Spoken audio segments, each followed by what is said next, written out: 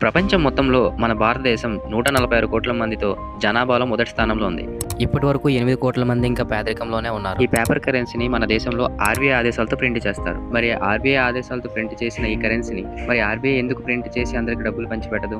ఎక్కువ మొత్తంలో ప్రింట్ చేసి ఇది పేదరికంలో ఉన్న వాళ్ళకి పంచేస్తే మన దేశంలో పేదరికం అనేదే ఉండదు. కానీ అలా చేయరు. ఎందుకంటే ఒక చిన్న ఎగ్జాంపుల్ ద్వారా తెలుసుకుందాం. ఒక ఊర్లో ఒక కోడిపెట్ట ప్రతిరోజు 2 గుడ్లను పెడుతుంది అనుకుందాం. అలాగే ఆ 2 గుడ్లని ఇద్దరు ప్రతిరోజు ఒక గుడ్డుకి ₹100 చొప్పున కొంటున్నారు అనుకుందాం. మిగతా వాళ్ళకి ఆ కెపాసిటీ లేక కొనుక్కోలేదనుకుందాం. అలాగే ఈ టైంలోని ఆర్‌బీఐ విచ్చలవిడిగా డబ్బులు ప్రింట్ చేసి అందరికి జనాలకి పంచిపెట్టేస్తే అందరి దగ్గర మనీ ఉంటుంది.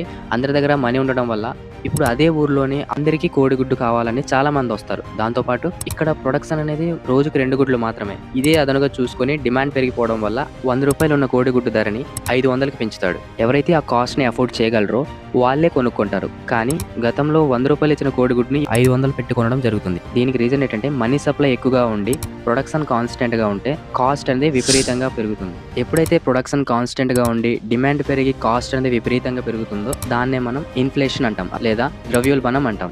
బెస్ట్ ఎగ్జాంపుల్ ఏంటంటే 2005 సంవత్సరంలో జింబాబ్వేలో హైపర్ ఇన్ఫ్లేషన్ రావడం వల్ల ఒక కోడిగుడ్డు ధర దాదాపుగా $1 బిలియన్ వరకు పెరిగింది. ఫ్రీగా మనీని పంచడం వల్ల ప్రాబ్లమ్స్ అనేది పోదు, ఇంకా కొత్త ప్రాబ్లమ్స్ వస్తాయి. అందుకే మనీని ఫ్రీగా పంచడం జరగదు.